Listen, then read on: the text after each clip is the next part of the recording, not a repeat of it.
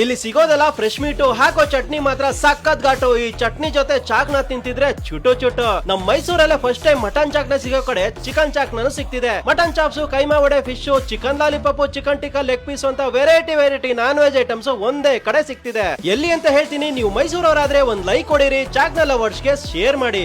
Mysuru outer ring road old police station opposite ಅಲ್ಲಿ 3 ಜನ friends ಸೇರ್ಕೊಂಡು SM ನಾಟಿ ಸ್ಟೈಲ್ ಅಂತ ಒಂದು ಚಿಕ್ಕ ಚಾಕ್ನ ಸೆಂಟರ್ ನ ನಡೆಸ್ತಿದ್ದಾರೆ. ಬೆಳಿಗ್ಗೆನೆ ಸ್ಪಾಟ್ ಗೆ ಹೋಗಿ ಚೆಕ್ ಮಾಡಿ ಫ್ರೆಶ್ ಮಟನ್ ತರ್ತಾರೆ. ಫ್ರೀಜರ್ ಅಲ್ಲಿ ಇಟ್ಟಿರೋದು, ಫ್ರಿಡ್ಜ್ ನಲ್ಲಿ ಇರೋದು ತರಲ್ಲ. ನೆನ್ನೆ ಮಟನ್ ಇವತ್ತು ಕೊಡಲ್ಲ. ಇಲ್ಲಿ ಸಿಗೋ ವೆರೈಟಿ ಒಂದ್ ಕಡೆ ಆದ್ರೆ ಚಾಕ್ನಾಗೆ ಬಳಸೋ ಚಟ್ನಿನೇ ಇಲ್ಲಿನ ಹೈಲೈಟ್.